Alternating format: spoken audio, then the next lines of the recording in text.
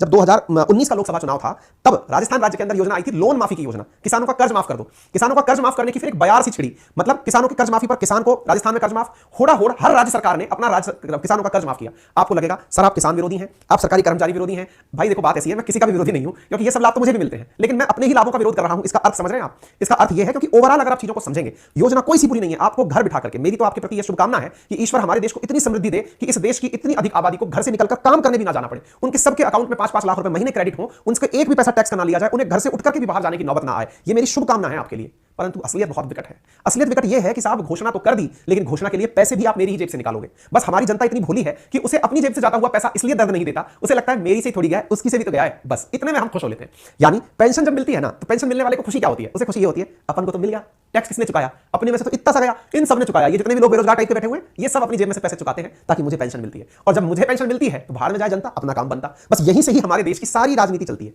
आपको अपना लाभ दिख जाए बस, उसके बाद दुनिया जाए बाहर में, हमको नहीं है कोई परसेंट 1% मतलब।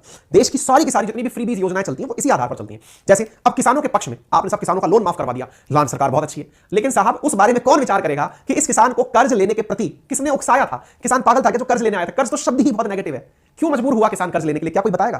कारण है वो जितना कमा रहा था उससे उसकी जरूरतें पूरी नहीं हो रही थी, उसे कर्ज लेकर के अपने काम करने पड़े। इसका मतलब समझ रहे हैं? वो जो कमा रहा था उसकी वैल्यू डिग्रेड हो चुकी है। क्यों वैल्यू डिग्रेड हो चुकी है? जो काम पहले 100 रुपए में होता था अब वो 200 रुपए में भी नहीं हो रहा है। इसका मतलब महंगाई बढ़ गई है। महंगाई कब बढ़ती है? जब टैक्सेशन इंक्रीज हो रहे हैं। आपने इतना पैसा लगा दिया। आज एक बात बताइए, पेट्रोल जो आपको इतने रुपए लीटर मिल रहा है, अगर वो बढ़कर के 100 का भाव 100 में मिलने लगेगा, और चीजें स्वतः ही महंगी नहीं हो जाएंगी क्या? हो जाएंगी।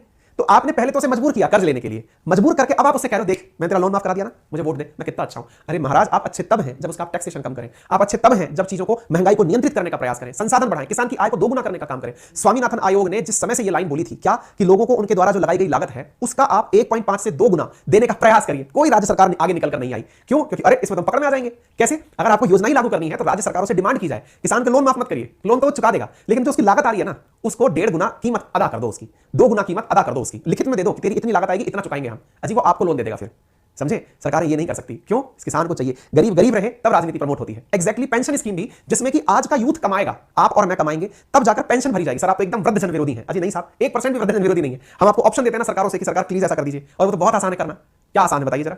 अरे सर आप लोग जो सरकारी नौकरी के माध्यम से लोगों को पैसा पहुंचा रहे हैं, रोजगार के साधन बढ़ा दीजिए ना।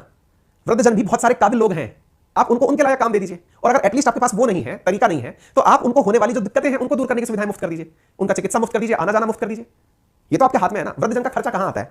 जब वो कहीं यात्रा करता है, जब डॉक्टर की आवश्यकता पड़ती है, आप वो सब फ्री कर दीजिए। कि वृद्धजन को कार्ड दे दीजिए, जैसे आप बहुत सारे लोगों को देते हैं, विधायकों को कार्ड देते हैं कि कोई सी फ्लाइट में बैठे फ्री। आप कर दो वृद्धजन को 60 साल से ऊपर। नहीं हो पाएगा वो। क्यों? वोट नहीं देगा। चलिए खैर कोई